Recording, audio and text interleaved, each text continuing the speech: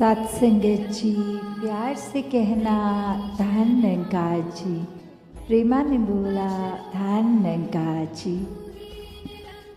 औरंगाबाद में आज सभी उपस्थित समागम के पहले दिन, चाहे एक वो महाराष्ट्र में हर साल कहीं ना कहीं ये इस रूप में समागम होना और इस बार 56 समागम इस शहर में, ये जो एक ध्यान था कि जब नासिक में हुआ उसके बाद इधर ही हो, पर वो कोरोना काल के 2 साल पर किस तरह एक वो भाव कि हर समय चाहे दातार ने स्थिति कुछ रखी, भक्तों ने उसमें भी शुक्र ही मनाया।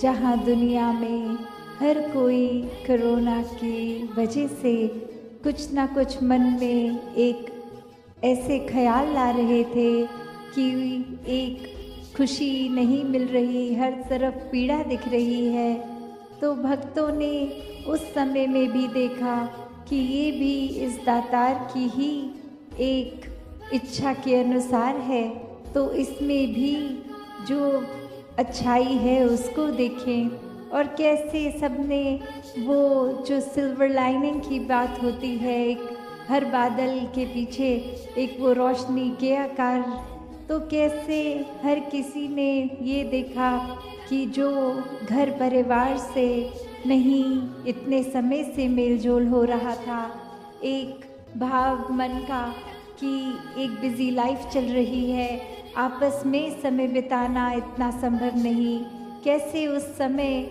जिन परिवारों ने आपसी प्यार करके एक दूसरे के साथ एक अच्छी तरह टाइम, क्वालिटी टाइम बताया, वो सिर्फ़ और सिर्फ एक दूसरे से और ज़्यादा क्लोज़ हो गए, ये प्यार और बढ़ गया। और जिन घरों में प्यार ही नहीं था, उनको एक साथ इस समय मिलने के बावजूद भी वो एक अच्छा समय उनके लिए नहीं महसूसियत का कि हर कोई बस घर के चंद लोग भी कैसे एक पीड़ा में हो के या ना हो के भी एक दूसरे से कठोर वचन ही बोल रहे हैं। तो कैसे जीवन में एक वो भाव आना कि अपनी परिस्थिति को कोसने की ये जो इंसान की फितरत है, या अक्सर कुछ अपने हिसाब से नहीं तो इस परमात्मा को भी कोसा जाता है कि एक हमारे ही हिसाब से जीवन चलता रहे। और वहीं संत जन होते हैं जो हर हाल में इस परमात्मा का शुक्र करते हैं। जो परसों जब दासी ग्राउंड में भी आई तो ये एक बात महसूस करी, चाहे हर दिन रात में वर्षा शुरू हो जा रही थी और एक दिन पहले वो तूफान इधर ग्राउंड में बारिश के साथ आकर वो टेंट्स भी गिर गए, महापुरुष अब गीली ज़मीन भी है, रात को सोना भी है, पूरा दिन एक वो वर्षा के वजह से एक कंफर्ट चाहे नहीं मिल पा रहा। उसमें भी जब संतों से बोला कि ये कठिनाई आ रही होगी, प्रॉब्लम फील हो रही होगी कि एक आराम नहीं मिल पा रहा, ग्राउंड में सुविधाएं नहीं मिल रही, तो संतों ने जो आगे से बात रखी कि इस निराकार ने हमारे शरीर से और सेवा लेनी थी, तभी एक बार अरेंजमेंट्स हो भी गए और फिर से वो बारिश के कारण चाहे वो टेंट भी बिखर गए, फट गए, और फिर से एक समय और मिला कि रूप फिर से निखारा जाए इस ग्राउंड का। तो संतों ने तो कभी भी अपनी परिस्थिति को नहीं कोसा, इस तरह भी एक सड़क पे भी रात को सो गए कि ज़मीन गीली है तो क्या हुआ, बाहर कंक्रीट की रोड, उस पे ही आराम कर लिया, फुटपाथ पे ही लेट गए। तो बात वही कि हर समय भक्तों को एक वो भाव कभी भी इस परमपिता परमात्मा, अल्लाह, गॉड जिस नाम से भी जानना चाहें, उसके प्रति सिर्फ और सिर्फ एक सत्कार का ही भाव रहता है, ये जानते हुए कि ये कभी कुछ गलत नहीं कर सकता। एक हमारी ही सोच है जो कभी एक जीवन में कोई चीज़ मिलने के लिए अगर लग रहा है कि स्ट्रगल है और मन में इच्छा है, तो वो एक अपने दिमाग में बना लेते हैं कि ये व्यक्ति मिल जाए तो जीवन खुशहाल हो जाएगा, ये वस्तु मिल जाए तो जीवन अच्छी हो जाएगा। और कोई सामान, कोई घर किसी तरह से भी एक दिमाग में बना लेते हैं कि अभी हमारा जीवन अच्छा नहीं है, खुशी नहीं है, क्योंकि कोई चीज़ मिसिंग है। और फिर वो वस्तु, वो इंसान, वो चीज़, वो सामान मिल भी जाए तो कुछ समय बाद फिर वही बात कि अब उस इंसान का तो जीवन में आना हो गया, पर अब भी खुशी नहीं है। वो सामान जो चाहिए था वो भी मिल गया, फिर भी खुशी नहीं है।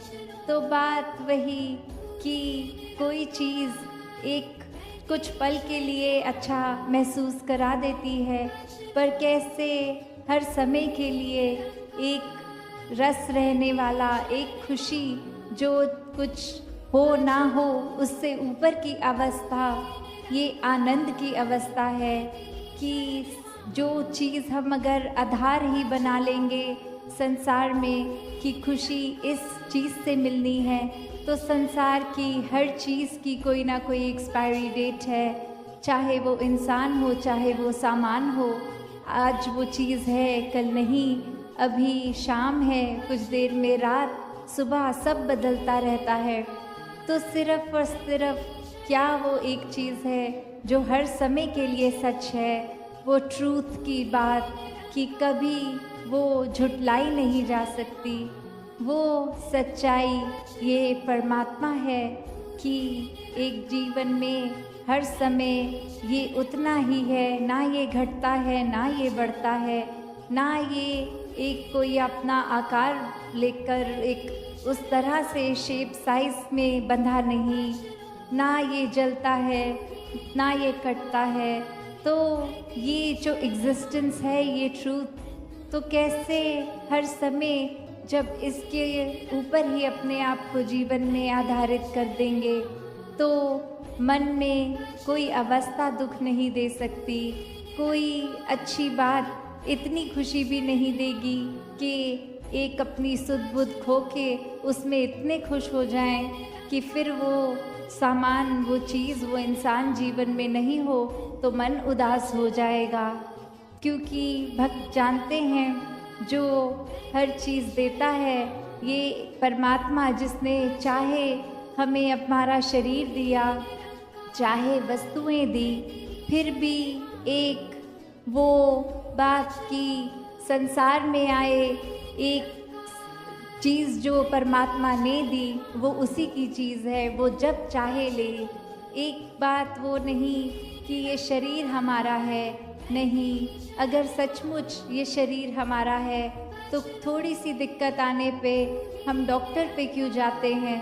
हम खुद ही क्यों अपना कुछ डायग्नोस नहीं कर सकते?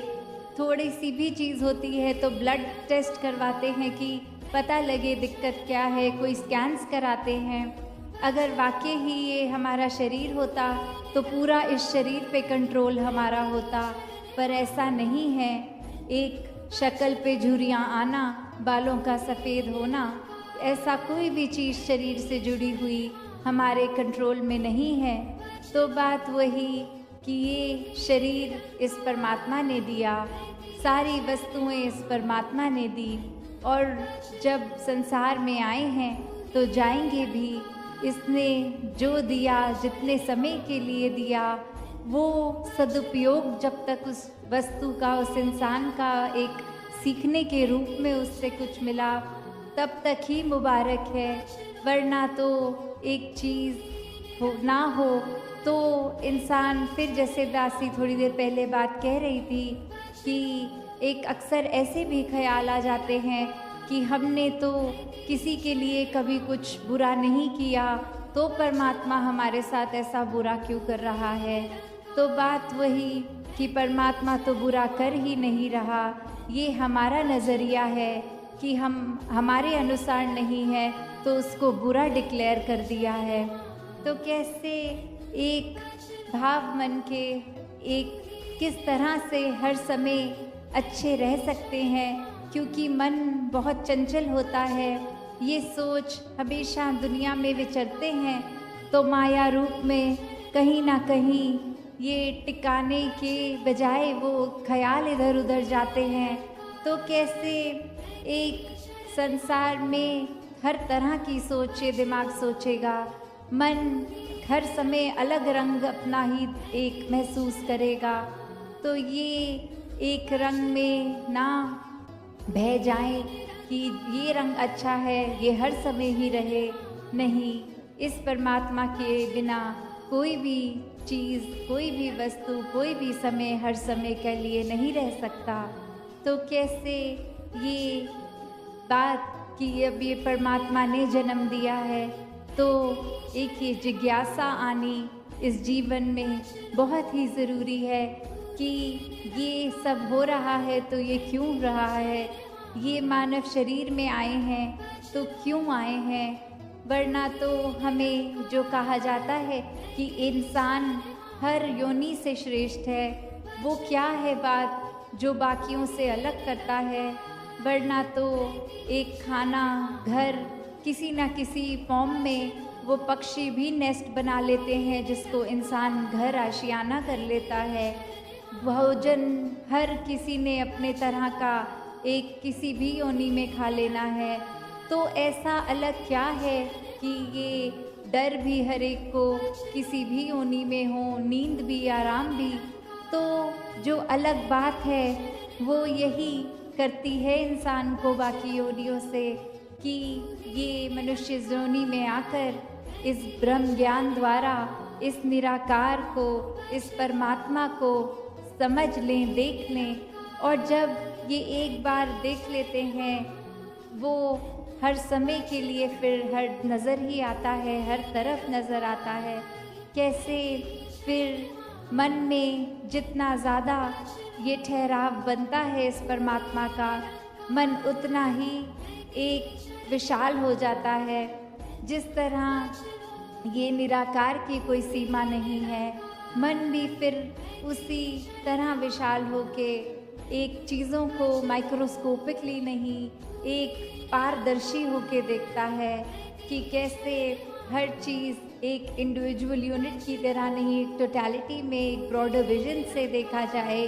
तो मन फिर हर एक को एक्सेप्ट करता है। छोटी छोटी चीज़ें किसी की तंग नहीं करती। एक किसी का चाहे वो स्वभाव हो, एक किसी का फिर कोई वो और अन्य चीज़, मन हर एक को उसी दृष्टि से देखता है कि ये भी परमात्मा की रचना है जिस तरह मैं हूँ। तो किस बात का एक दूसरे से नफ़रत, गिला और मन में एक ऐसे भाव आने। हर किसी में जिस तरह हमारे अंदर ये परमात्मा है, हर एक में है, ये आत्मा इसी परमात्मा का अंश सभी में है।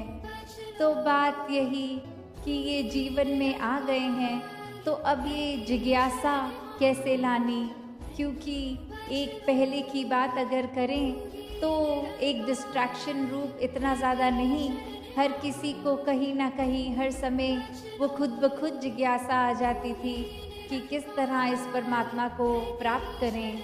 और अब इतनी डिस्ट्रैक्शंस, ये माया रूप संसार का इतना हावी, तो अक्सर इस शरीर में आके ये आत्मा भी कंफ्यूज्ड कि शायद काम ही ये है कि छोटी उम्र में खेलना, कूदना, पढ़ना, फिर घर बार चलाना, काम करना, और फिर वृद्ध अवस्था में एक शरीर जिस तरह भी हो ना हो, कैसे एक जीवन की बस यात्रा, यही काम कि बस यही करने आए हैं।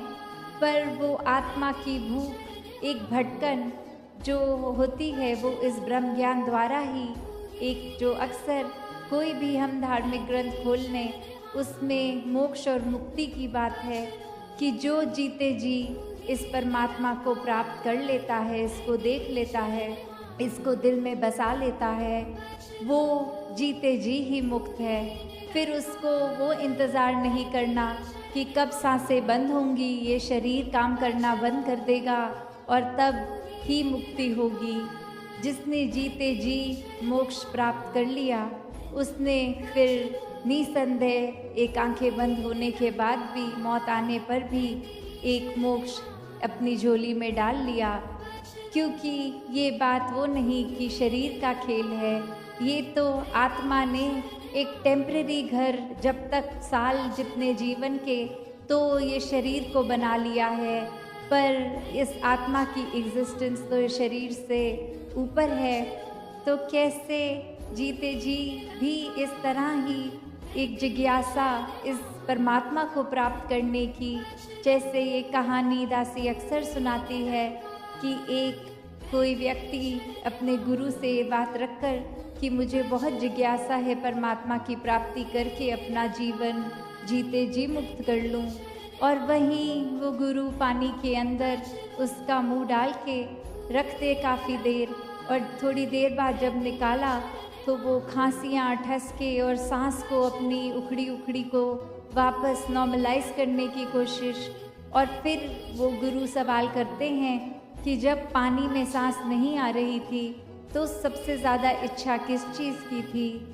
और वो इंसान बोलता कि तब बस यही कि किसी तरह सांस आए, ये बेचैनी रुक जाए।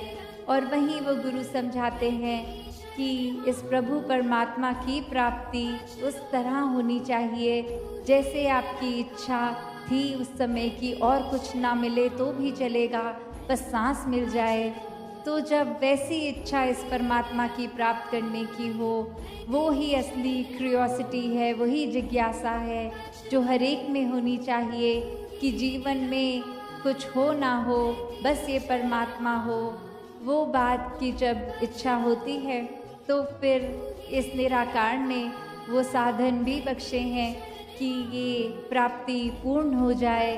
इसीलिए आज बार बार अनाउंसमेंट्स भी हो रही थी कि ब्रह्म ज्ञान कक्ष में जाके जो भी रूहें उस तरह से अपने जीवन की भटकन को दूर करना चाहते हैं, वो इस परमात्मा के दर्शन करके जीते जी भी अपनी खुशहाली कर लें, और फिर जीवन ख़त्म होने पे भी एक खुशहाल ही रहें। और फिर बात वही कि बात जीते जी हमें और भी अपने जो काम करने होते हैं, चाहे वो घर परिवार का देखभाल है, चाहे अपने दफ्तर, स्कूल इत्यादि में जो रिस्पॉन्सिबिलिटीज़ करनी है, तो फिर जीते जी क्या हम सिर्फ भक्ति करें और ऐसा काम त्याग दें? नहीं, एक भक्ति गृहस्थ में, समाज में रहकर ही करी जाती है। अपने घर में जिस तरह हम हर समय कुछ ना कुछ अगर कर भी रहे हैं, तो साथ ही ये भक्ति अपने आप ही हो रही है।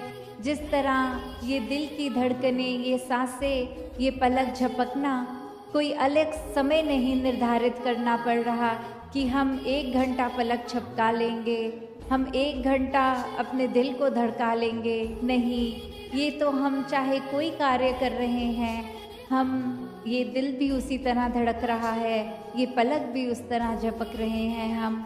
तो उसी तरह ये दातार से प्यार, ये भक्ति एक कोई भी कार्य करते हुए साथ ही की जा सकती है, और वही असली प्रेमा भक्ति बन जाती है जब हर कार्य से फिर प्यार हो जाए, हर इंसान से प्यार हो जाए, और उसका बेस ही ये हो कि ये निराकार के एहसास में किया गया काम था, तो अब ये काम नहीं रहा, ये सेवा बन गई। ये दिल में किसी के लिए एक अरदास रूप का आना, एक दिल से परोपकार पूरे संसार के लिए आना, तो बात वही जैसे हम अक्सर सुनते हैं, ए मेरे मन सुमिरन कर ले। तो वो बात ये नहीं कही गई कि ए जीभ सिमरन कर ले, ए शब्दों द्वारा सिमरन कर लो। नहीं, मन को कहा जा रहा है कि मन में इस दातार का एहसास करके सिमरन करो, वरना तो वो शब्द शब्द ही रह जाएंगे।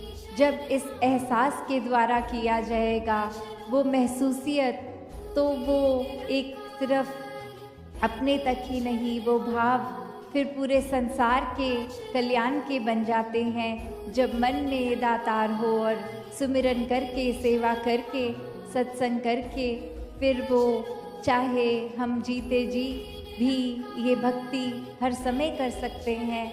फिर जो आज बात बार सुन रहे हैं हम, रूहानियत और इंसानियत संग संग, तो वो बात भी कि एक जीवन में सिर्फ इंसानियत, ये ह्यूमन वैल्यूज़, एक ये अच्छा इंसान बनना ही फिर ये क्या है कि क्या हम अगर अच्छे कर्म कर रहे हैं, अच्छे इंसान बन गए हैं, तो क्या एक जीवन का लक्ष्य पूरा हो गया? वो इंसानियत के गुण पूरी तरह भी मन में तभी बस पाते हैं जब इस रूहान, इस परमात्मा का जो वास है हमारे अंदर हो जाता है। वरना तो वही जैसे कहा गया है, every soul is potentially divine, कि कैसे एक दैवीय होना हर एक में संभव है। बस इस देव के साथ जुड़ना है, इस परमात्मा के साथ जुड़ना है, इसको पहचान कर इसमें एकमिक होना है। जब ऐसा हो जाता है फिर इंसानियत सीखने की बात नहीं रह जाती। फिर मन में खुद ब खुद वो करुणा, दयालुता, एक प्यार, स्नेह, एक दूसरे से एक किस तरह रवैया रखना है, वो बिहेवियर, वो कुछ समय का नहीं, हर समय एक अच्छाई हमारे अंदर एक बाय प्रोडक्ट की तरह ही आ जाती है कि इस परमात्मा से प्यार हो गया, इसको देख लिया, मन में बसा लिया, तो अब जीवन में ह्यूमन वैल्यूज़ खुद ब खुद आ गई। वो फिर ज़बरदस्ती की सिखाई हुई ऊपरी बिहेवियर नहीं है, अंदर से ही वो बात कि जिस तरह एक शरीर में अगर हम कहीं पे भी एक स्क्रैच लगता है तो ब्लड ही बाहर आता है, क्योंकि शरीर के कोने कोने में वो खून ही बसा है। तो कैसे कहीं से भी स्क्रैच करेंगे, खून नहीं आना है। वहीं उसी तरह एक अगर इंसानियत अंदर भर गई, क्योंकि ये रूहान अंदर बसा है, ये परमात्मा बसा है, तो अंदर से हर समय ही चाहे कोई स्थिति हो, कुछ भी हो, अंदर जो है वही बाहर आना है। तो ऐसी अच्छाई, हर समय की अच्छाई हर किसी के हिस्से में रहे। हर कोई अपने जीवन में सेवा, सुमिरन, सत्संग करते हुए, और वो भी किस तरह एक सही रीज़न से, एक सही नीयत से। वरना सत्संग आके अगर जो शब्द बोले गए संतों ने उसको अनसुना कर दिया, ध्यान कहीं और रखा, कोई सिर्फ अगर गीत भजन चल रहे हैं तो उसमें उनके बोलों को मन में नहीं बसाया, सिर्फ एक धुन को, म्यूज़िक को ही एंजॉय करके कान रस तक एक उस समय का टेम्पररी एक झूम लिया। पर ये सही वजह नहीं है कि सत्संग सिर्फ अपने आप को दुनिया की चीज़ों से काटने के लिए आओ। नहीं, सत्संग तो इसलिए है कि सत्संग में संत हैं, संतों का संग करने से जीवन में असली परिवर्तन आता है। उनके बोलों को एक सिर्फ ऊपरी ऊपरी ना सुन के जी कर जीवन बदला जा सकता है। और जो अपने जीवन को इस तरह बदल लेते हैं वो सिर्फ और सिर्फ इस वजह से कि एक सिर्फ प्रथा की तरह नहीं सेवा, सुमिरन, सत्संग कर रहे, वो वाकई ही इस परमात्मा को अंग संग देख रहे हैं, मन में बसा के हर किसी में, पूरी सृष्टि में इस परमात्मा को देख रहे हैं, पूरे ब्रह्मांड में देख रहे हैं, और फिर हर कार्य को सही उद्देश्य से कर रहे हैं। तो दासी और समय ना लेके इन्हीं शब्दों से आज्ञा लेगी।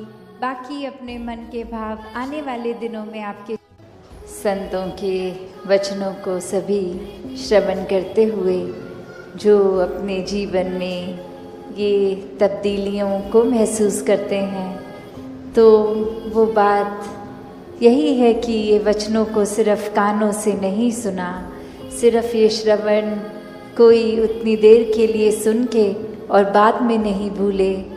ये जीवन में सभी ने अपनाकर ये शिक्षाओं को, ये तरीक़ों को अपनाया और आगे बढ़ने की ये प्रेरणा भी कि कैसे अपने जीवन में हर पल ये चलते ही जाना है। ये एक स्टैटिक एक अपनी जगह थम के ये जीवन नहीं जिया जा सकता, और कैसे ये स्थिर जीवन होते हुए भी ये जो मूवमेंट की बात, कि ये चलते रहने की बात, वो बात यही कि इस निराकार, इस दातार को जीवन में बसाना होगा।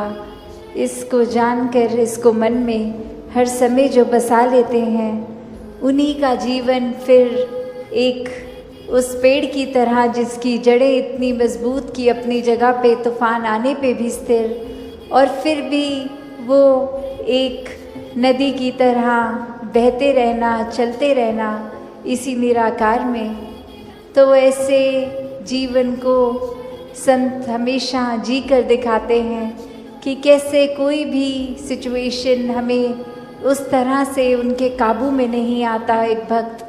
एक भक्त तो बस इस निराकार के ही रंग में होता है, और फिर चाहे कुछ भी आसपास चल रहा हो, ये एक बेपरवाह मन की तरह ये हमेशा निराकार में रंगता हुआ हर सिचुएशन को आराम से भक्त निकाल लेता है। तो एक कहानी भी दासी ने एक बार पढ़ी, जहाँ एक जगह पर एक इंसान को पता लगता है कि यहाँ कोई बहुत ही एक वाइज इंसान एक आए हैं जो बहुत ही एक सूझवान है, और उनके पास जाकर वो कहते हैं कि आपको मुझे पता है बहुत और भी मिलने आ रहे हैं, मैं ज़्यादा समय नहीं लूँगा, बस एक ऐसी कोई शिक्षा जो आप जीवन में कोई मुझे 1 आध मिनट में देकर समय बचा लें, अपना भी और हमारा भी। तो ऐसी क्या वो एक अमूल्य बात होगी जो 1 मिनट के अंदर एक शिक्षा जीवन भर की बन जाए। तो वो इंसान कहता है कि बस मूव ऑन, चलते चलो। और अब वो व्यक्ति ये सोच रहा है कि मैंने तो सुना था ये बहुत ही एक गहरे इंसान है, बहुत ही सूझवान है, वाइस है, और 1 सेकंड का समय क्या ले लिया इन्होंने, तो बस मूव ऑन बोल दिया। तो ये तो जाने को बोल रहे हैं मुझे, मेरे से बात नहीं करना चाह रहे। और अभी इसी सोच विचार में वो इंसान 2 कदम पीछे होके उनसे सोचने ये बात लगा, और फिर 1-2 व्यक्ति और इस दौरान आके उस इंसान के प्रति अपने भाव रखते गए, चलते गए। और अब वो इंसान वहीं उस बात में अटक गया कि ये मुझे जाने को क्यों कह रहे हैं, और फिर से एक बार हिम्मत करके कहते कि अब ये आपने जो बात कही थी, ये बात आपने मुझे क्या कहा था कि मैं चला जाऊं, ये मूव ऑन करने की बात। और अब वो बुज़ुर्ग कहते हैं कि आप तो मेरी उस बात से भी अभी तक मूव ऑन नहीं हो पाए, कि ये कैसे जीवन में हम हर कोई चीज़ को इस तरह पकड़ लेते हैं, भाव क्या होता है बात का हम क्या समझ बैठते हैं। वो इंसान तो बस यही समझा रहे थे कि अगर आप जीवन में कोई 1 आध मिनट में बात समझना चाहते हैं तो ये है कि अपने मन को एक कीचड़ जैसा, दलदल जैसा ना बनाएं कि बस एक जगह पड़े पड़े उसको उसके अंदर खराबी आती जाए। एक स्वच्छ रहें, बहते चलें, एक दिमाग को छोटे दायरे में, दिल को छोटे दायरे में ना बांध के रखें, बहते चले जाएं। ये निराकार इतना विशाल है, इसके जैसे मन को विशाल करते जाएं। और समझने वाले ने बात क्या समझी कि ये तो बहुत रूड हो रहे हैं, ये तो बिल्कुल मेरे को आगे बढ़ने को ही बोल दिया, बात क्या पूछ ली इनसे, ये तो बहुत अपने आप को पता नहीं क्या समझते हैं, एक सीधे मुंह बात भी नहीं कर रहे, बस दफ़ा होने को बोल दिया। तो बात वही, अक्सर कोई इंसान क्या बात बोलता है, हम क्या समझते हैं, हम उसको सच मान के और फिर पकड़ के बैठ जाते हैं कि उस इंसान ने ये शब्द बोला था, चाहे वो शब्द किस भाव में बोला हो, उस इंसान ने एक मुझसे 2 मिनट पहले इंसान ने अगर कुछ किया, उसको तो बोल दिया कि रुक जाओ और मुझे बोल दिया कि चलते बनो, तो बात क्या है? जो बात उस इंसान के हिसाब से उसके हित में है उसको बोली जा रही है, जो दूसरे के हिसाब से है उसको। तो ये कंपैरिजन्स, ये तुलना जीवन में अक्सर हर दिन ही कहीं ना कहीं दिमाग में आ जाती हैं।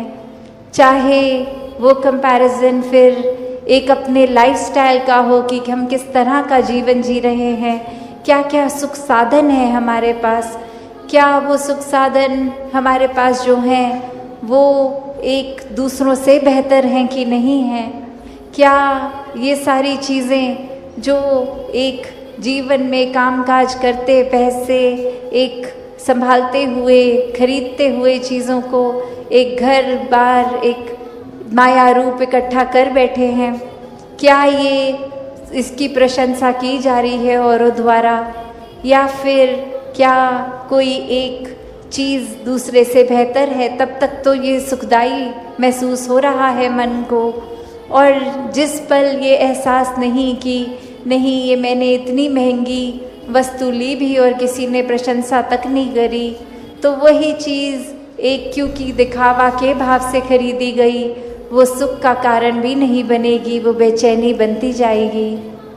तो एक कहानी दासी और रखेगी कि ऐसे ही एक बार एक इंसान ने एक बहुत ही खूबसूरत गाड़ी, एक बहुत ही अच्छे ब्रांड की गाड़ी खरीद ली और उसको अपने घर के एंट्री गेट पे ही वो रखता हर समय कि या तो उसको ड्राइव कर रहा होता, वरना एकदम साफ सुथरी रख के कि घर में अगर कोई मेहमान तक आएगा या दोस्त आएंगे तो घर के अंदर जाने से पहले वो गाड़ी पे नज़र ज़रूर डलती थी। और अक्सर वही गाड़ी फिर वो चर्चा का विषय बनता था पूरे वो समय में, जितने देर के लिए मेहमान आए हैं, कि गाड़ी आपकी बहुत अच्छी है, आप बहुत अच्छी देखभाल कर रहे हैं, बहुत साफ रखा है गाड़ी को। और अक्सर यही बातों से उस इंसान को बहुत खुशी मिलती थी कि ये देखो मेरी महंगी गाड़ी, और सभी इसको नोटिस कर रहे हैं, सभी मेरे प्रति अब और अच्छे भाव रख रहे हैं, मुझे अच्छा समझ रहे हैं। और इसी से एक छोटी छोटी बातों में एक अहंकारी मन बनता जा रहा है उस इंसान का। और फिर एक दिन अपने दोस्त को इसी तरह घर पे चाय के लिए बुलाते हुए जब वो दोस्त आता है तो देखता है कि उसकी गाड़ी अब वहाँ खड़ी नहीं हुई, और अंदर जाते ही उससे पूछता है कि क्या कहीं रिपेयर पे दी है, क्या गाड़ी ख़राब हो गई है, ये बाहर खड़ी नहीं अब गाड़ी। और अब वो गाड़ी का मालिक 1 मिनट में उसको कहता है कि उस गाड़ी की अब तुम बात मत करो, मैंने तो उसको गैराज में डाल दिया है, बंद कर दिया है, अब बाकी का समय जितनी देर भी घर पे हो ये गाड़ी का जिक्र मत करो, मन बहुत उदास हो रहा है। और अब वो दोस्त सोच रहा है कि जो ये गाड़ी सबसे प्यारी एक समय में इसको, और अब ऐसा क्या ही हो गया कि गाड़ी का जिक्र तक करने से मना कर रहे हैं।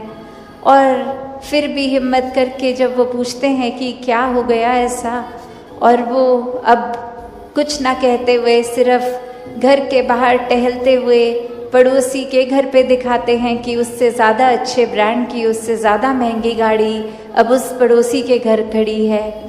तो हुआ क्या जीवन में, क्या चेंज आया? वो गाड़ी पहले जब तक थी इतनी खुशी, आज भी वो गाड़ी है, पर अब खुशी नहीं। क्यों? क्योंकि मन में भाव आ गया है दूसरे को कुछ बेहतर मिल गया है, मुझे एक इतना अच्छा नहीं मिला जितने दूसरे को।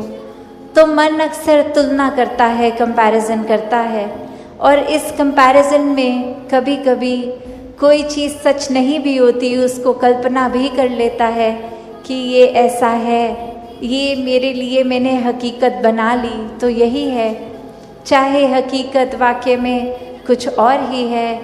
जिस तरह अक्सर हम घरों में भी उदाहरण देते हैं कि एक पेरेंट्स की बात होती है और बच्चों की, तो प्यार भले एक बराबर वो बच्चों में, पर फिर भी एक बच्चे के मन में आता है कि दूसरे एक भाई या बहन को ज़्यादा प्यार करते हैं पेरेंट्स और हमें कम करते हैं, तो बात वही कि हमने अपने नज़रिए से देखा, हमने बस यही देखा जो इस आँख ने देखना चाहा, जो इस मन ने सच्चाई मानी कि जो अपने पास है जितना प्यार है उसके ऊपर ध्यान नहीं, दूसरे को क्या मिल रहा है हमसे ज़्यादा या हमसे कम, उस पे ध्यान जा रहा है। तो बात वही कि ये निराकार अगर खुद ही प्यार का एक स्टार्टिंग पॉइंट है जिसका कोई अंत ही नहीं, ये इतना प्यार और वही इंसानों को ये प्यार अपनाने की बात ही नहीं, प्यार बनने की बात, जितना भी ये God is love and love is God वाली बात, ऐसा ही प्यार जब मन में बसा लें तो फिर तो बिल्कुल भी एक अलग अलग करके किसी को देखा ही नहीं जा सकता। ये बराबर का प्यार, एक प्यार फिर वो बहती नदी की तरह जो हमेशा एक अपनी पूरी एक अपने आप को समर्पित रूप में देकर बहती जाती है। तो उसमें ये समझ लेना कि कितना प्यार हमारे हिस्से है और उस प्यार का हम क्या कर रहे हैं।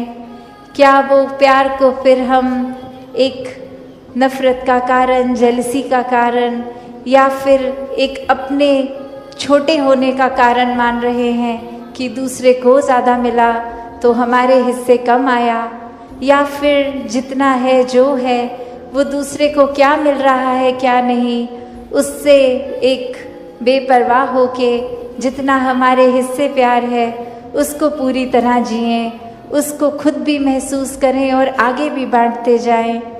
तो हमेशा प्यार तो एक इंसान को बेहतर ही बनाता है और ये कोई मुश्किल कार्य नहीं है। बस निराकार को मन में बसाकर एक जब रहते हैं तो हर रिश्ते में भी प्यार आता है। एक हर तरफ जहाँ नज़र जाती है वो एक प्यार का भाव ही आता है, किसी को चोट पहुँचाने का भाव नहीं। फिर वही बात कि अगर हम ये कहें कि हम एक बगीचे में खड़े हैं तो किसी एक तरह के ही फूल को जाकर प्यार नहीं करेंगे।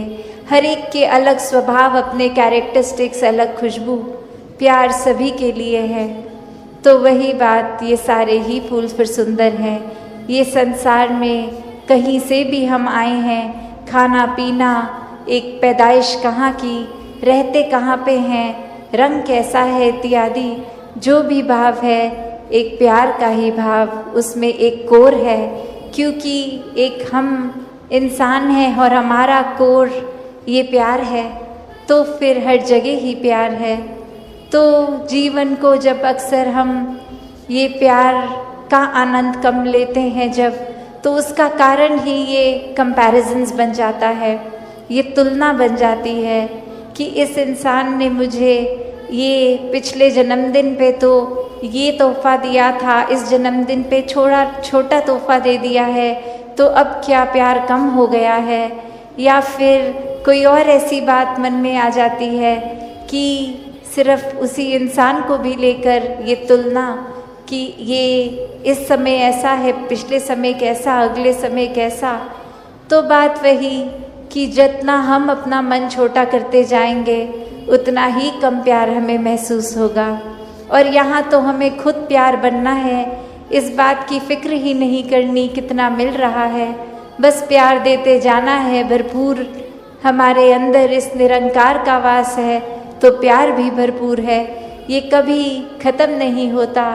और अक्सर जैसे सद्गुरु बाबा हरदेव सिंह जी महाराज की भी बात हम वो सुनते थे कि ये ही बात दोहराते थे विचारों में भी कि सिर्फ प्यार एक ऐसी चीज़ है जिसकी कभी एक एक्सट्रीम नहीं होता, उसकी कोई लिमिट नहीं होती। जैसे हम अगर कोई बात करते हैं कि हर कोई चीज़ की अति हो जाती है तो नुकसान देती है, पर सिर्फ प्यार एक ऐसी चीज़ है, कितनी भी अति उसकी आप लिमिट पे पहुंचते जाओ वो अपना दायरा और बड़ा हो जाता है, उसकी कभी कोई एक सीमा नहीं है। और जहाँ लग रहा है कि किसी को हम इतना प्यार दे रहे हैं फिर भी उनका स्वभाव हमारे प्रति ठीक नहीं हो रहा, वो एक किसी न किसी रूप में एक दर्द, एक हर्ट बन रहा है, तो उस समय भी ये प्यार को नहीं छोड़ना।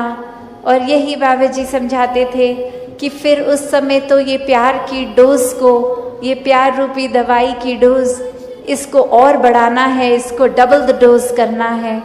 तो कभी इस चीज़ से अपने मन को पीछे नहीं करना, अपने कर्मों को, अपने भावों को, कि दूसरा इंसान अगर प्यार रिसीव नहीं कर पा रहा उस तरह, तो भी हमारा क्या काम है, हमने तो प्यार देना है। और अगर उस इंसान को किसी एक तरह से वो रिसीव नहीं हो रहा, तो भले तरीका बदल लें, पर प्यार का भाव, ये मूल गुण, ये ना बदला जाए। ये प्यार तो हर एक को, हर एक के लिए, ये जो अक्सर इतनी बार जिक्र हो चुका है, ये प्यार के पुल बनाने वाली बात, दिल से दिल जोड़ने वाली बात, कि अक्सर वो इतना सुनने के बाद इम्पोर्टेंट नहीं लगती, पर ये भाव जब देखे जाएं कि प्यार का मूल गुण ही प्यार है। और ये अक्सर तभी किसी को भी बोलो कि प्यार को डिफ़ाइन करें, तो हर एक की परिभाषा अलग होगी, पर भाव हर एक का वही होगा। ये समर्पित रूप, मनों से मनों को जोड़ना, एक प्यार हर तरफ बांटना। तो ऐसा ही जीवन प्यार वाला हर एक के जीवन में आए, और इस प्यार के भाव को इस तरह एक प्योर, एक शुद्ध रखा जाए कि उसमें फिर कोई एक पोल्यूशन की बात ना हो, ये कोई कैलकुलेटिव ना बन जाए कि इसको दायरे में बांटा जाए। तो बात वही कि ये असीमित प्यार, ये अनकंडीशनल लव, जिस तरह ये निराकार हमारे साथ करता है, वैसा ही हमें अपने साथ भी और हर एक के साथ ऐसा ही व्यवहार रखना है। ये विनम्रता, ये सॉफ्टनेस, ये कोमलता, ये सारे ही मानवीय गुण खुद ब खुद फिर साथ बहेंगे। फिर ये कैसे गो विद द फ्लो, ये मूव ऑन वाली बात भी, कि फिर ये बहता ही रहेगा, ये कहीं एक जगह अटक के नहीं, एक दिमाग भी, दिल भी रहेगा। कोई बात होगी उसको हम अक्सर एक यही देखेंगे कि इसमें कितना अच्छा हमें मिला है, इस दातार ने कितना दिया है, उस भाव को पकड़ा जाएगा। उस तरफ नज़र भी नहीं जाएगी कि क्या हमारे हिस्से नहीं आया या क्या किसी और के हिस्से आ गया है। तो खुद पे केंद्रित होके एक, जहाँ ये तन भी हमारा इस निराकार ने देना है और दिया है, और पहले प्रण में भी हमने तन मन धन जब इस निरंकार को समर्पित किया कि तुम्हारी ही दाता है निराकार, हम सिर्फ कस्टोडियंस बन के इसका ध्यान रखेंगे। तो फिर ये ध्यान भी रखना है, ये तन को भी स्वस्थ रखने का पूरा प्रयास, और मन को भी फिर एक भुजने नहीं देना, एक मन को भी निंदा नफरत की ओर नहीं लेके जाना। इस मन को हर समय फिर ये नहीं दिमाग में डाल देना कि ये मन के भाव इस तरह हो जाएं कि अब जीवन में खुशी की कहीं पे भी वो दृष्टि नहीं पड़ रही, खुशी एहसास की तरह नहीं आ रही। तो वो बात वही कि जो एक रिस्पॉन्सिबिलिटी इस निरंकार में जीवन में, जहाँ एक स्पिरिचुअलिटी की तरफ एक अपनी रूह की असली पहचान, ये आत्मा परमात्मा का मेल, ये ब्रह्म ज्ञान तो दिया है, वहीं निराकार ने ये तन मन और ये धन रूप जो भी माया का, ये सब भी हमने इसका बहुत ध्यान रखना है, हर एक का सदुपयोग ही हो। ये रूप चाहे अगर हम ये बात बोल रहे हैं मंगलाचरण में, धुनी में कि ये तेरा रूप है संसार, तो ये रूप तो माया में भी है, माया में भी फिर निराकार है। तो कैसे इस माया में से निराकार भी छांटा जा सकता है। और जो जो हर समय के नज़रिया दृष्टिकोण जिनका इस निराकार में होगा, वो तो कण कण से शिक्षा लेंगे ही, कण कण में इस निराकार को तो देखेंगे ही, और ऐसे ही अपने जीवन को संवारते जाएंगे। तो भक्ति भरा जीवन भी इसी तरह का जीवन है जो हमेशा बिना बोझ के ये बहता जाता है, इस प्यार से युक्त होता है, और पहले खुद प्यार बन के हर तरफ ही प्यार को ढूंढता है। फिर चाहे कितनी भी नेगेटिविटी आए जीवन में, उसको एक ऐसा नज़रिया बना के ये प्यार को ही स्ट्रेंथ बनाता है कि फिर कोई और चीज़ का असर ही नहीं हो पाता। फिर ये एक दुख और सुख की अवस्था से ऊपर का जीवन, आनंद का जीवन, एक भक्ति का जीवन, विश्वास का जीवन, सुकून का जीवन, स्थिर जीवन, ऐसा ही जीवन बन जाता है। तो हर कोई ऐसा जीवन जी सकता है। हर एक को इस परमात्मा ने एक कैपेबिलिटी दी है, ये कैपेसिटी दी है कि किसी भी सिचुएशन में से क्या छांटना है वो छांटा जाए।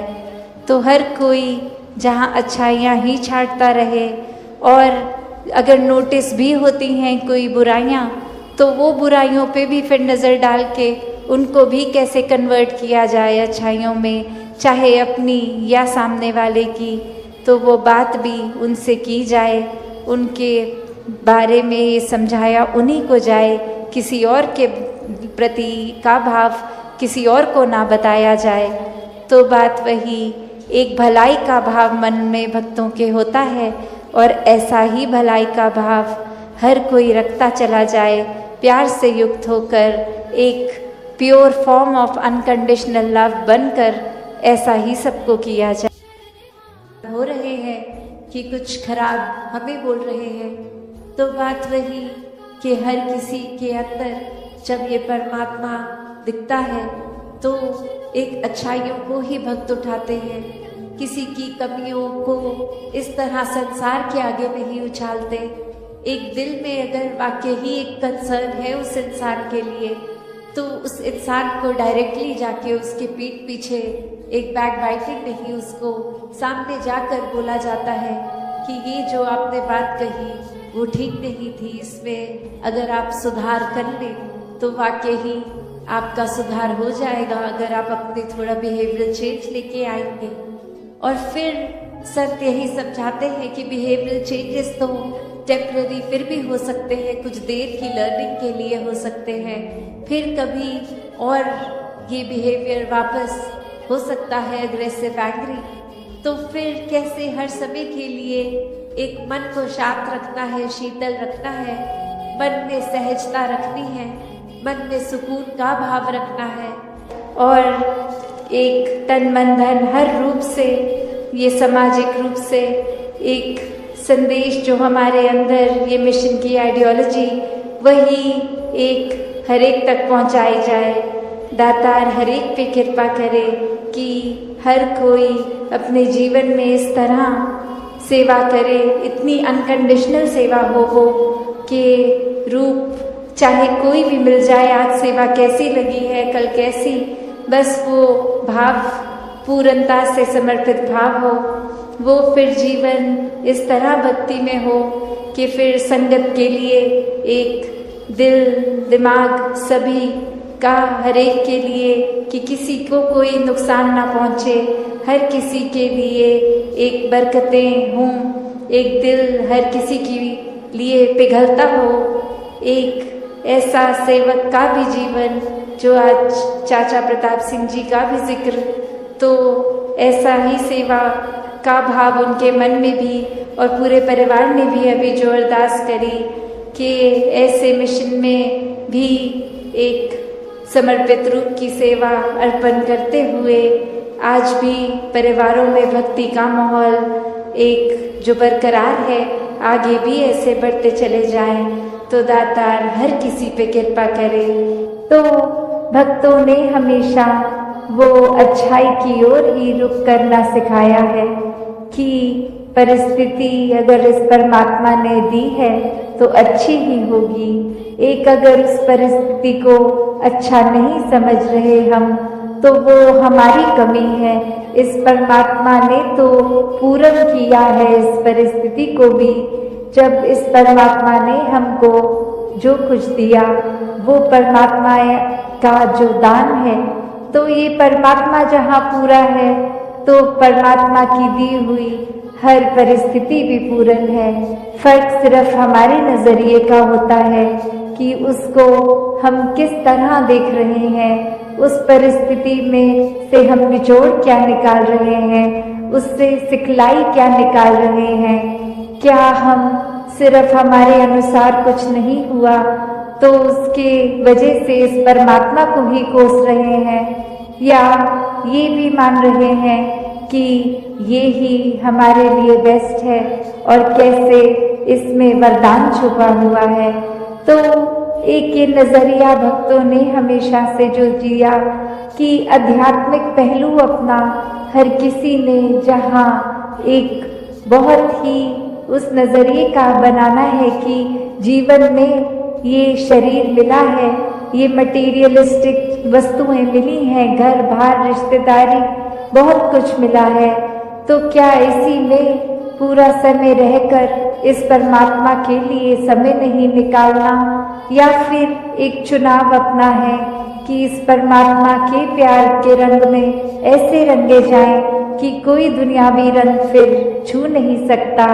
ये पक्के का रंग, ये एक हर समय रहने वाला रंग, और इस रंग को जिसने भी अपने ऊपर लगाया वो हमेशा के लिए आनंदित हो गए। एक जीवन हर समय के लिए झूम झूम के जिया गया।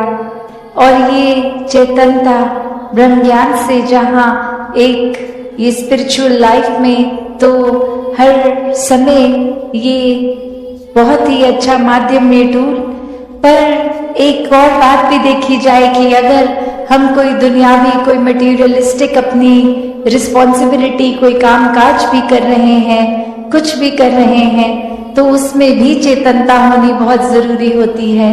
चाहे वो अक्सर छोटा सा एग्जाम्पल ड्राइविंग का भी कि सड़क पे होते हैं तो अक्सर वही पंक्ति बार बार नजरों के आगे आती है कि सावधानी हटी दुर्घटना घटी। तो ये हर समय चेतनता की बात है कि कहाँ पे हैं हम इस समय, वो एक एक पल का हमें होश वो खबर उस पल में ही रहें, वरना तो सोच एक सेकंड लगता है इधर उधर भागने में, ध्यान भटकने में। तो कैसे जहाँ उपस्थित है शरीर वहाँ मन को भी उपस्थित रखना है, और ये चेतनता हर समय की जीवन में हो। तो फिर बात वहीं आती है जहाँ से हर बात की ही शुरुआत है, ये परमात्मा, ये निराकार, ये जो बेरंगा है, इसके एहसास में हर समय रहना एक पॉसिबल है। एक हर एक पल इसी के एहसास में जीना संभव है, और ये कोई बहुत कल्पना की कोई किताबी बातें नहीं है।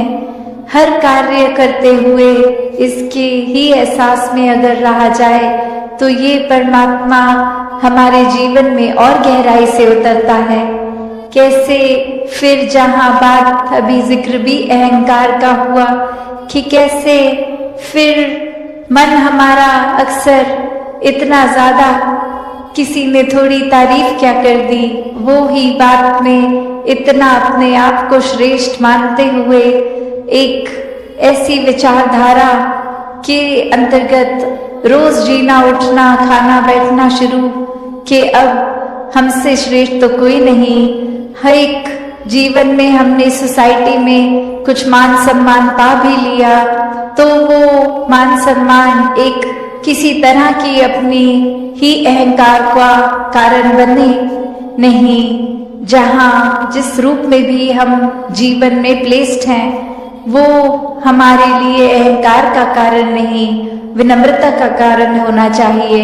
अपने दायरे में बहुत नाम कमा लिया है, एक हमारा कुछ औहदा कुछ रिस्पेक्ट बन गई है, एक तरह के हम सेलिब्रिटी बन गए हैं, कुछ दो चार लोग हमें जान गए हैं, तो ये एक इम्पॉर्टेंट होने का अहंकार या कोई और तरह का अहंकार ये मन में घर कर लेता है।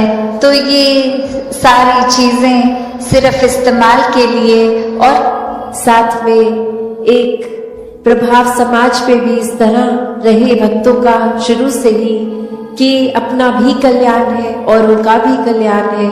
कोई भी काम भक्त किसी भी समय एक सेल्फिश होके सिर्फ अपने लिए नहीं करते।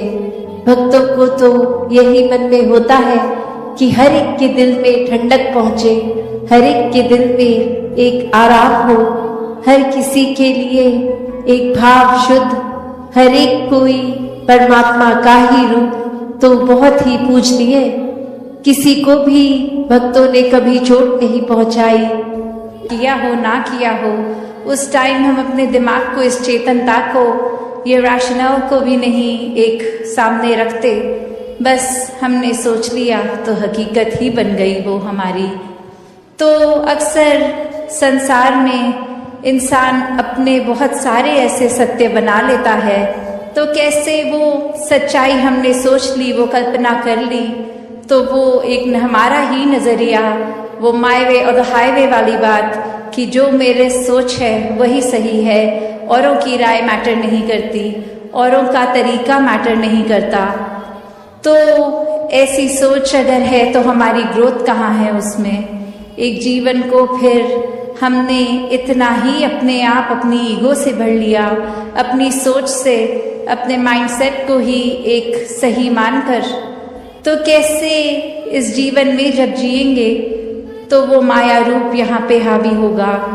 क्योंकि when we are so full of ourselves, तो हम लर्निंग कहाँ से करेंगे? जबकि इस निराकार, इस दातार ने तो हर जगह इस कण कण से शिक्षा लेने का एक रूप दिया है। इस परमात्मा से जुड़कर जीवन में खुद भी एक अपने रोशनी ही करा जा सकता है, फिर वो मन का ठहराव अपने आप आ जाता है। तो भाव वही कि संत जो होते हैं उनको फिर एक दुनियावी माहौल कैसा भी हो, एक आरामदायक हो ना हो, फिर भी एक संत तो उस दुनियावी माहौल में रहते हुए भी उस दुनियावी माहौल से ऊपर ही रहते हैं, एक आनंद की अवस्था में, हर स्थिति में खुद को एडजस्ट करते हुए कि एक जहाँ स्थिति जो है उसको अगर वो सही भी करनी है तो उसमें प्रयत्न करना है, एक अपने दुनियावी रूप में अचीवमेंट सपने बनाकर उस तरफ चलना है। पर अगर परमात्मा को मंजूर नहीं और वो एक कार्य उस तरह से ना हो जैसा सोचा रखा है, तो भी एक परमात्मा को कोसते नहीं है भक्त, एक परमात्मा को शुक्राने भाव से यही मन के भाव रखते हैं कि इसी में ही भलाई होगी, इसलिए ये कार्य हम जैसे चाहते थे वैसे नहीं हो पाया। तो कैसे अपने जीवन को भक्तों ने हर समय इस परमात्मा के ही आसपास केंद्रित रखा कि एक दुनिया में हर दिन कैसा भी समय आ सकता है, पर ये परमात्मा ही है जिसके आश्रय एक अच्छा और बुरा समय दोनों ही आराम से कट जाते हैं, जहाँ फिर ये मन में सोच नहीं आती कि एक जीते जी बेचैन है और जीने के बाद जब ये मौत हो जाएगी तो इस आत्मा का क्या होगा? क्योंकि जिन्होंने जीते जी इस परमात्मा को जान लिया, देख लिया, इसके साथ जीवन का हर पल अपना जिया, तो उनको पता है वो चैन से जी रहे हैं, और जो चैन से ही जीता है वही चैन से मरता है। और कैसे ये आत्मा को जीते जी जहाँ चैन मिल गया, अपनी असली घर का पता चल गया, एक क्या है ये आत्मा वाक्य में, सिर्फ शरीर नहीं है, एक आत्मा तो इस परमात्मा का अंश है। तो बात वही कि कैसे हर एक में, जहाँ हर किसी में इस परमात्मा को देखना है, हर एक के अंदर वो कैपेसिटी है, वो पोटेंशियल है कि कैसे इस परमात्मा के सारे गुण, हम चाहे एक मनुष्य के शरीर में है पर परमात्मा जैसे देवीय गुणों से हम युक्त हो सकते हैं, ह्यूमन वैल्यूज से युक्त हो सकते हैं। ये मन में कंपैशन, काइंडनेस, दया, क्षमाशील होना, एक मन में प्यार का भाव, प्रेम का भाव, ये लव, ये सरेंडर, ये ब्रॉड माइंडेड होना, हर एक को एक्सेप्ट करना, हर किसी के लिए वही भाव हो कि ये इंसान से बहुत कुछ हमें सीखने को मिल सकता, कि किस तरह हर कोई ये सत्कार का पात्र है, क्योंकि इतनी बड़ी दात ये निरंकार परमात्मा जिसके भी हिस्से में है और बाकी भी जो अभी अपरिचित हैं उस ब्रह्म ज्ञान से, तो हर एक में जब वो देखेंगे तो मन सिर्फ वो प्यार करेगा, सत्कार करेगा। और फिर हम हर एक को वो बेनिफिट ऑफ डाउट की जो बात आती है कि अगर किसी ने कुछ हमें गलत भी कर दिया, कोई किसी का कर्म हमें दुख पहुंचाता है, तो अपने उस व्यक्ति से गुस्सा ना करके सिर्फ एक ही भाव मन में अपने आप आएगा कि उस व्यक्ति की शायद कोई मजबूरी रही होगी, आज उसका हो सकता है दिन अच्छा ना रहा हो, कोई किसी ने कुछ उसको बुरा बोल दिया हो तो इसलिए उसका मन कड़वा हुआ है, इसलिए उसके बोल कड़वे निकले हैं। तो जब तक ये बात नहीं हम दे पाएंगे अगले को बेनिफिट ऑफ डाउट, तब तक हम वो सत्कार, ये प्यार कुछ भी नहीं उस तरह दे सकेंगे। क्योंकि हम अपने आप को तो बहुत जल्दी उस तरह माफ़ कर देते हैं कि चलो ये चीज़ हमसे गलत हो गई, कोई बात नहीं, हम अपने आप को माफ़ कर रहे हैं। पर वही अगर सामने वाला व्यक्ति कुछ अगर गलत करता है तो एकदम से हम उसका एक वो जजमेंट पास करते हैं, हम ये सोच विचार कर लेते हैं कि ये इंसान को तो आज के बाद मुड़कर देखना भी नहीं है। तो हमें इस तरह अपने जीवन में सुधार करना है कि किसी ने अगर कुछ गलत कर भी दिया तो उसके लिए भी मन से यही अरदास करनी है कि दातार कृपा करके ये जो भी कमियां हैं हमारे अंदर, दूसरों के अंदर, वो दूर होती जाए और ऐसे ही प्यार और सत्कार जग में बढ़ता चला जाए। हाँ जी। गुण गावण नित ऐसे एक दे ऐसे दा दीदार करन। तो ये जो दीदार की बात होती है, किसका गुण गाना है, किसके दीदार करने हैं, तो वो ये परमपिता परमात्मा निरंकार, ये जो एक ऐसी सत्ता है जो शुरू से है, वो हमेशा से कायम दायम रहने वाली, कि कैसे हम जब तक वो एक निरंकार जो इस तरह से देखा जाए, अगर एक व्यक्ति दूसरे को देख रहा है तो उनकी आंखों के बीच में भी वो है, वो अपनी पलकों से भी नज़दीक है, जैसे बोलते हैं शारक से भी नज़दीक। तो इतना करीब होने के बाद जब वो अपनी आंखों से नहीं खुद देखा जाता, वो संतों का संग करने के बाद ही ये दात प्राप्त होती है, जो अपने लिए तो सुखदायी होती भी है और हमारे जीवन में वो ऐसा एक हमारा पल पल बना देती है कि हर पल में सिर्फ ये निरंकार प्रभु परमात्मा का शुक्रिया निकलता है हर समय, और वो भाव कि इसी के ही हमेशा गुणगान करने हैं। फिर बाकी चीज़ें लगता है कि है सबकी इम्पोर्टेंस अपनी है, पर निरंकार से ज़्यादा इम्पोर्टेंट कुछ नहीं, इस परमात्मा से ज़्यादा ज़रूरी कुछ नहीं। हाँ जी। इसे एक दे नाल जोड़ के बेड़ा जग दा पार करन। तो ये बेड़ा जग का इससे क्या मतलब हो रहा है? इससे सिर्फ यही बात कि हम जब जीवन काल की यात्रा अपनी जी रहे हैं तो उसमें हमें क्या एक ऐसा जो बोलते हैं कि एक परमानेंट चीज़ क्या है, कि जो सबसे मजबूत चीज़ जिसने वो स्थिर है, उसने कभी हमारे उतार चढ़ाव के साथ उतरना चढ़ना नहीं है। जैसे एक तूफान आता है तो हमें बोला जाता है कि कोई ऐसी चीज़ को पकड़ लो, जैसे पेड़ या कुछ जो अपना ज़मीन के अंदर इतनी मजबूती से जिसकी नींव गड़ी हो, ताकि वो हवा फिर हमें उड़ा नहीं सकती। हमने एक ऐसी स्थिर चीज़ को पकड़ लिया है जिसके कारण हम भी वो हवाएं हमको उड़ा के नहीं ले जा सकती।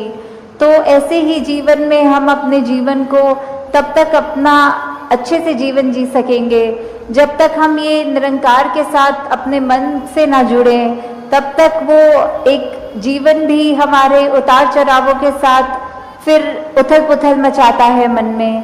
तो निरंकार का ही आसरा लेना है, निरंकार में ही अपनी श्रद्धा रखकर ये वो बात करनी है कि हमें ये अब जो स्थिर चीज़ मिल गई है, जो कभी एक सब किसी भी सिचुएशन में अपनी जगह से नहीं हिलती, तो हम फिर वो एक मजबूती का और सहारा लेते चलते जाते हैं और हमारा मन भी और सहारा पक्का करके एक विश्वास और बढ़ाकर फिर हमारे जीवन में ऐसे भी कोई कर्म नहीं हो पाते जो अपने लिए भी नुकसानदायक हों और औरों के लिए भी नुकसानदायक हों। हाँ जी। श्वास श्वास सिक नु सिमरण दूजा कदे त्यावण ना।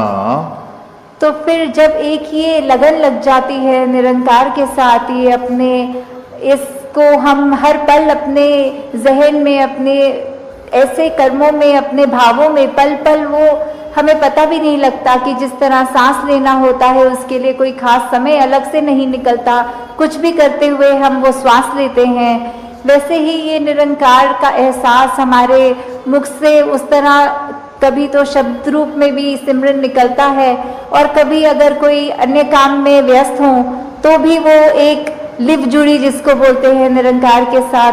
तो जब वो हो, वहाँ पे हम रहे पूरे समय, तो दिन में कुछ भी करते चले जाएं पर लगातार एक चीज़ एक कांस्टेंट रहती है, वो है कि ये निरंकार का एहसास। तो जब तक हम वो सिमरन रूप में अपना नाता निरंकार से और गहरा करते जाएं, जितना अधिक से अधिक हो सके मन में भी करें और बोल से भी सिमरन करें, ताकि वही बात कि ये निरंकार ही है जो सही मायने में सब कुछ है और बिना उसके कुछ भी नहीं, और वो खुद भी सब कुछ होते हुए ना उस तरह दिखता है, पर फिर भी इतने गुण बिल्कुल निर्गुण होते हुए भी। तो हमें भी ये सब ज़्यादा से ज़्यादा ऐसे कोशिश करनी है कि हम बिल्कुल वही गुणों को अपने जीवन में उतार पाएं, उसी तरह अपने जीवन को चला पाएं, जिस तरह युगों युगों ने संतों ने चाहा है कि एक कर्म हमारे ऐसे बनते जाएं, एक ऐसा हमारे दिल से दिल का रिश्ता इस निरंकार प्रभु परमात्मा से जुड़े। हाँ जी। कहे अवतार और पूरे गुरसिख एक नु कदी भुलावन ना।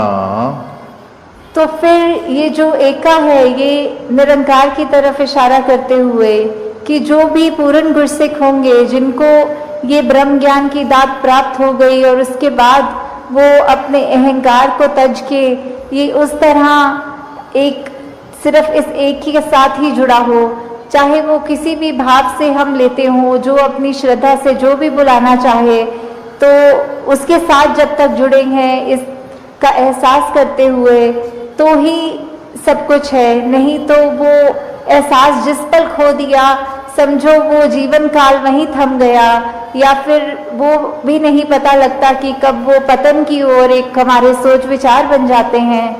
तो हमें किस तरह ये अपने अंदर और मेहनत करनी है कि बस ये एक जो है। तेरा जिक्र तो कैसी फिक्र। आशा करता हूँ साथ संगत जी निरंकार की कृपा से आप सभी अच्छे होंगे, स्वस्थ होंगे। साथ संगत जी, आप जी के चरणों में बहुत ही सुंदर प्रेरणादायक कहानी विचार, जिसका विषय है तेरा जिक्र तो कैसे फिक्र। तो आइए साथ संगत जी जानते हैं इस प्रेरणादायक कहानी के माध्यम से। साथ संगत जी, स्वागत है आप सभी का एक ऐसी कहानी में जिसमें सिर्फ एक नाम की चर्चा ही सारे दुखों को हर लेती है। आज की इस कथा में हम जानेंगे तेरा जिक्र तो कैसे फिक्र। कहते हैं दुनिया भर की चिंताएं, दुख और मुश्किलें जब मन को घेर ले, तब अगर कोई नाम सच्चे दिल से पुकार ले तो हर चिंता मिट जाती है। ये नाम है उस परम पिता परमात्मा का, उस सच्चे दोस्त का जो हर समय साथ रहता है। चलिए आज एक ऐसे युवक की कहानी सुनते हैं साथ संगत, जिसने अपने जीवन की सारी फिक्र को उस एक जिक्र में भुला दिया। तो साथ संगत जी ध्यान लगाकर सुनिए, सिर्फ कहानी नहीं, एक अनुभव है, एक सच्ची मिसाल कि कैसे तेरा जिक्र तो कैसी फिक्र। साथ संगत जी कहानी शुरू होती है साथ संगत जी एक छोटे से कस्बे के युवक आरव से। आरव बचपन से ही होशियार और महत्वाकांक्षी था। उसे पढ़ाई में अव्वल आना, अच्छे कपड़े पहनना, समाज में नाम कमाना, यही उसकी दिनचर्या थी। उसके माता पिता उसे लेकर बड़े सपने देखते थे। आरव ने इंजीनियरिंग की पढ़ाई पूरी की, फिर एक बड़ी कंपनी में नौकरी भी लग गई। बाहर से सब कुछ परफेक्ट था, बढ़िया सैलरी, अच्छे दोस्त, परिवार का मान सम्मान, पर अंदर से क्या, वह बेचैन था। रातों को नींद नहीं आती, हर दिन नई चिंता, प्रमोशन कैसे मिलेगा, घर कैसे बनेगा, गाड़ी कब आएगी, लोग क्या कहेंगे। आरव के जीवन में फिक्र ही फिक्र थी। हर सुबह चिंता के साथ उठता और हर रात चिंता के साथ सो जाता था। एक दिन ऑफिस में अचानक एक बड़ा नुकसान हो गया। कंपनी के कुछ लोगों को निकालना शुरू किया। आरव पर भी तलवार लटक गई। वो रातों रात बेरोजगार हो गया। घर का खर्च, माता पिता की दवाइयाँ, छोटी बहन की पढ़ाई, सब कुछ उसके कंधों पर था। एक झटके में उसे लगा कि उसकी सारी मेहनत व्यर्थ हो गई। उसने दर दर नौकरी के लिए चक्कर लगाए, रिश्तेदारों से पैसे मांगे, पर कोई मदद न कर सका। फिक्र का पहाड़ और भी बड़ा हो गया। एक दिन वो हताश होकर पार्क में बैठा था। आंखों में आंसू थे। तभी एक बुजुर्ग साधु पास आकर बैठ गए और मुस्कुराकर कहा, बेटा क्या बात है, इतना परेशान क्यों हो। आरव ने कहा, बाबा मेरी जिंदगी बर्बाद हो गई, सब चिंता मुझे खा रही है। बाबा ने हंसकर कहा, तो जिक्र कर, फिक्र खुद ही भाग जाएगी। आरव ने चौंक कर पूछा, ये कैसा जिक्र बाबा, और किसका जिक्र। बाबा बोले, जिसका नाम सबका पालनहार है, जिसका नाम लेने से दिल को सुकून मिलता है, तेरा जिक्र तो कैसी फिक्र। आरव ने बाबा से विनती की कि उसे भी जिक्र का रास्ता बताया जाए। बाबा ने आरव को परमात्मा का नाम जपना सिखाया। आरव को कहा, बेटा हर सुबह और रात को शांत होकर सिर्फ उसका नाम ले। उसे महसूस कर, तेरी सारी फिक्र अपने आप दूर हो जाएगी। आरव ने हंसते हुए सोचा, अजीब बाबा है, क्या नाम जपने से नौकरी वापस मिल जाएगी। पर हालात ऐसे थे कि कोशिश करने में हर्ज ही क्या था। उसने रोज सुबह और रात उस नाम का जिक्र शुरू कर दिया। धीरे धीरे उसका मन शांत होने लगा। उसे खुद पर भरोसा होने लगा। चेहरे पर चिंता कम और एक चमक आने लगी। एक दिन पुराने बॉस का कॉल आया। उन्हें आरव की ज़रूरत थी। उन्होंने आरव को और अच्छी पोस्ट पर ऑफर दिया। आरव वापस उसी कंपनी में, लेकिन अब पहले से ऊंचे पद पर गया। आरव अब वो पहले जैसा नहीं था। अब उसकी फिक्र खत्म हो चुकी थी, क्योंकि अब उसे समझ आ गया था, जब तक तेरा जिक्र है तब तक कोई फिक्र नहीं। आरव ने जीवन भर उस नाम को नहीं छोड़ा। वह अब काम करता था पर चिंता नहीं करता था। उसने अपने दोस्तों को भी यही राह बताई। आरव की सासंगत जी, आरव की कहानी हम सबको यही सिखाती है कि चिंता से कुछ नहीं सुलझता। परमात्मा का नाम, उसकी याद, वही सच्चा सहारा है। जिसने यह सहारा पकड़ लिया, उसके जीवन में कोई फिक्र टिक ही नहीं सकती। सत्संगत जी, तो सत्संगत जी, कहानी खत्म होती है, पर यह अब संदेशा हमेशा याद रखना, तेरा जिक्र तो कैसी फिक्र। अगर तुम्हारे जीवन में भी कोई चिंता हो तो आज ही उस एक नाम का जिक्र शुरू कर दो सत्संगत जी। फिर अपने आप सारी फिक्र भाग जाएगी। क्योंकि जिस दिल से उस मालिक का नाम लिया जाता है, या जिस दिल में उस मालिक का नाम बस जाता है, वहाँ डर और चिंता की कोई जगह नहीं रहती। सत्संग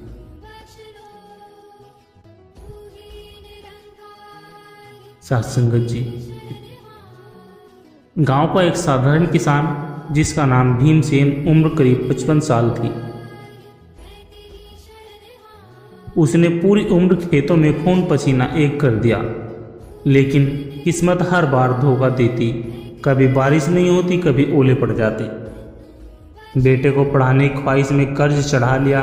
बेटा बड़ा हुआ, पढ़ लिख कर शहर गया, लेकिन अब सालों से वापस नहीं लौटा। भीमसेन और उसकी पत्नी गौरी दोनों रोज बेटे को चिट्ठी लिखती और उसकी चिट्ठी का इंतजार करते थे। इधर खेतों में सूखा पड़ा सूदखोर महाजन रोज दरवाजे पर खड़ा होता था। भीमसेन की यह हालत ऐसी थी कि खाने के भी लाले थे। गांव में लोग कहते अब तो भीमसेन किसी भी दिन कुएं में कूद जाएगा, क्योंकि उसे हर तरफ से हार ही मिली थी।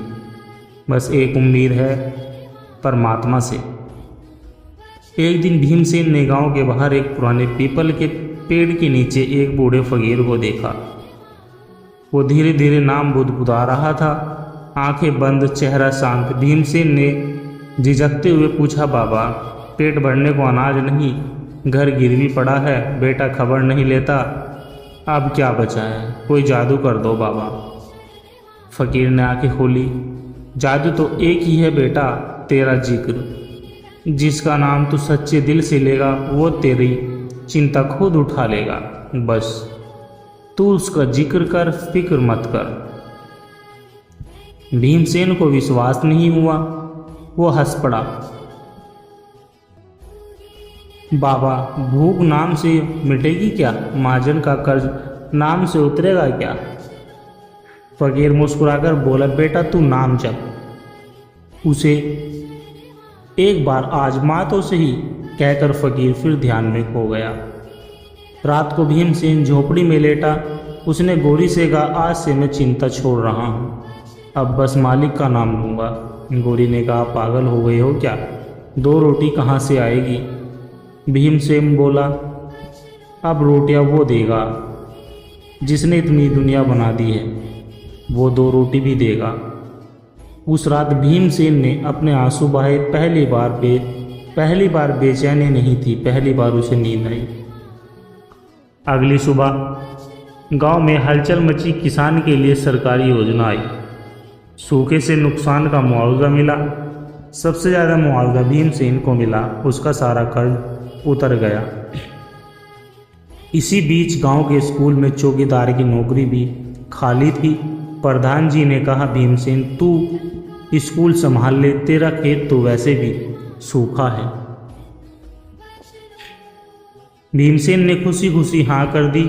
अब वो दिन में स्कूल संभालता, शाम को खेत देखता और रात को उसी मालिक का नाम जपता।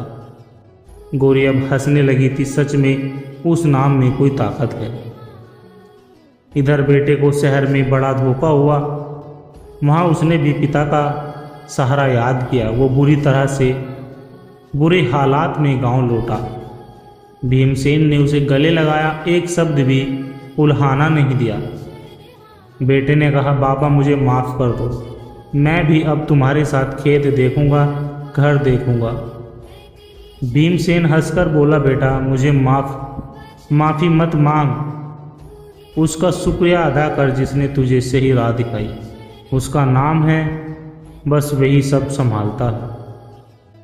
गांव में अब हर कोई कहता, भीमसेन तो सब हार कर बैठा था, अब देखो कितना चैन से जीता है। इसके चेहरे पर न चिंता है न फिक्र है। पूछो तो कहता है, तेरा जिक्र तो कैसे फिक्र। धीरे धीरे गांव में कई लोग भी उस बूढ़े फकीर के पास जाने लगे। गांव में झगड़े कम होने लगे। किसानों ने आपस में मिल बांट कर काम करना शुरू कर दिया। हर कोई मालिक का नाम जपने लगा। भीमसेन ने अपने जीवन में समझ लिया, जो चिंता में डूबा वो मर गया, जो मालिक का जिक्र करता गया वो मुस्कुराता गया। तेरा जिक्र तो कैसे फिक्र। उसने अपने पोते पोतियों को भी यही राह दिखाई। मेहनत करो मगर चिंता मत पालो। नाम में शक्ति है, वही हर जंजीर तोड़ देता है। भीमसेन के जाने के बाद भी गांव में हर किसी की जुबान पर उसी का वाक्य रहता, तेरा जिक्र तो कैसा फिक्र। सासंगत जी, सच्चे नाम की ताकत की मिसाल अगर चाहो तो इसी का सुमरन जरूर करो। सासंगत जी, एक छोटा सा गांव था, घने पेड़ों और नदी के किनारे बसा हुआ। और वहाँ रामा नाम की एक महिला रहती थी जिसकी उम्र लगभग 45 साल की थी।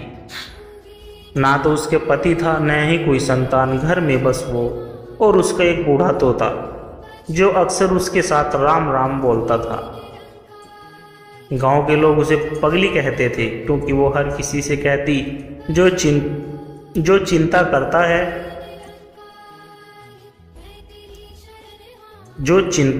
करता है वो मरा, जो उसका जिक्र करता है वो खरा। साथ संगत जी लोग हंसते, अरे रमा, तेरे पास न पैसा न बेटा, फिर भी कहती है चिंता नहीं। रमा हंसकर कह देती, मालिक का नाम सब कुछ है, बस उसके जिक्र में ही मेरा जीवन है। एक साल गांव में भयानक सूखा पड़ा। गांव के कुएं सूख गए।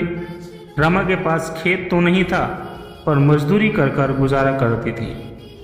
मजदूरी भी बंद हुई तो खाने को दाना नहीं।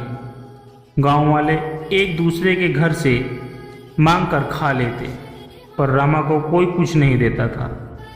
उसने भूखे पेट भी परमात्मा का नाम नहीं छोड़ा। भूखी बैठी पर जुबान पर मालिक का जिक्र ही चलता रहा।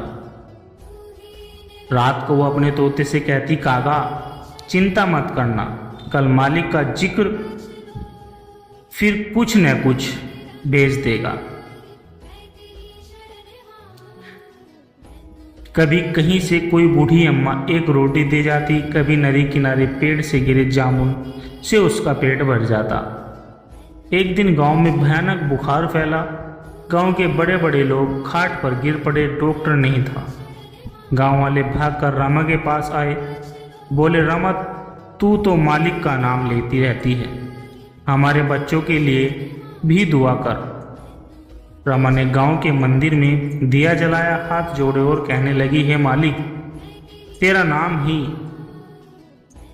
नाम है जीवन, तेरा नाम ही अमृत है, मेरे गांव पर रहम कर मेरे मालिक।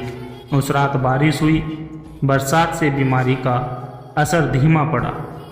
गांव में जो मरने की कगार पर थे धीरे धीरे ठीक होने लगे।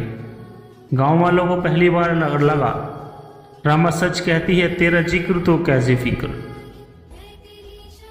रमा के गांव के पास ही एक बड़ा जमींदार था जिसका नाम ठाकुर प्रताप था। उसके पास अनाज के गोदाम, नौकर चाकर, गाड़ियां, सब कुछ था, पर रात को नींद नहीं आती थी।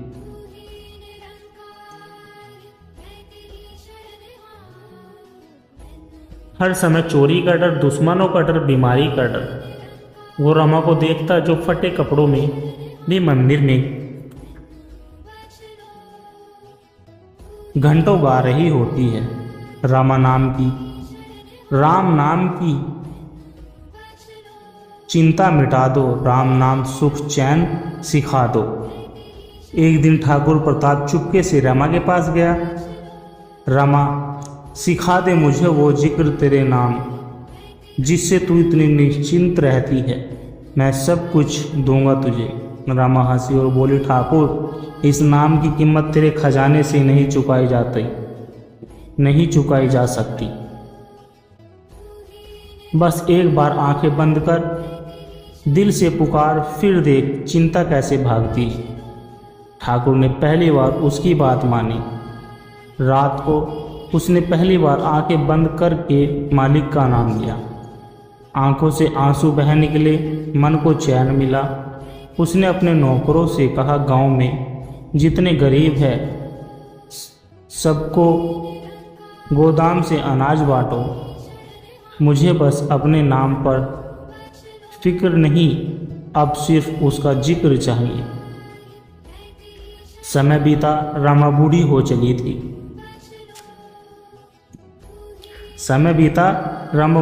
चली थी। एक रात उसने अपने तोते से कहा, काका, अब मालिक बुला रहा है, तेरा ख्याल गांव वाले रखेंगे। अब मैं उस मालिक के पास जा रही हूं।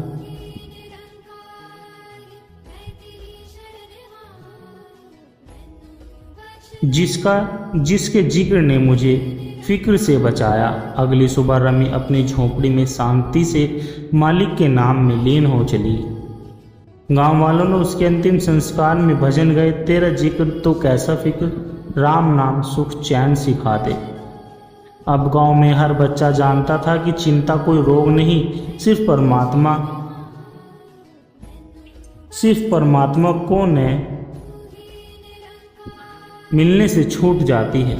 रमा के जाने के बाद गांव के मंदिर में हर शाम रोज लोग इकट्ठा होते, सभी मिलकर एक स्वर में मालिक का नाम लेते, कभी राम, कभी कृष्ण, कभी निरंकार।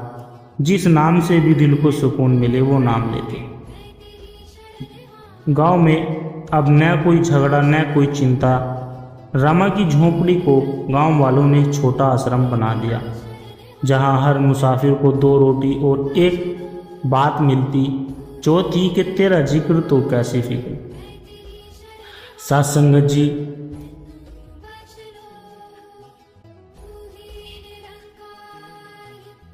ये थी एक पूरी आध्यात्मिक कथा परमात्मा के नाम की महिमा पर आधारित।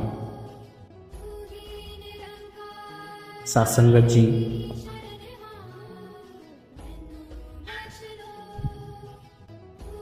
अगर आपको ये कहानी अच्छी लगी तो लाइक करें, चैनल को सब्सक्राइब करें और इस संदेश को, इस कहानी को ज़्यादा से ज़्यादा लोगों के बीच, संतों के बीच पहुंचाने की कोशिश करें साथ संगत जी।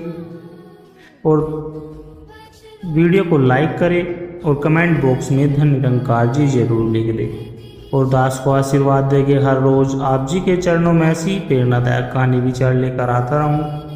तो साथ संगत जी, फिर मिलेंगे एक नई प्रेरणादायक कहानी के साथ साथ संगत जी। और हाँ साथ संगत जी, आप जी के चरणों में दास की प्यार भरी विनती कि दास के चैनल सोना इंस्पायर विचार को सब्सक्राइब जरूर कर लीजिए। साथ संगत जी, प्यार से कहना, धन निरंकार जी।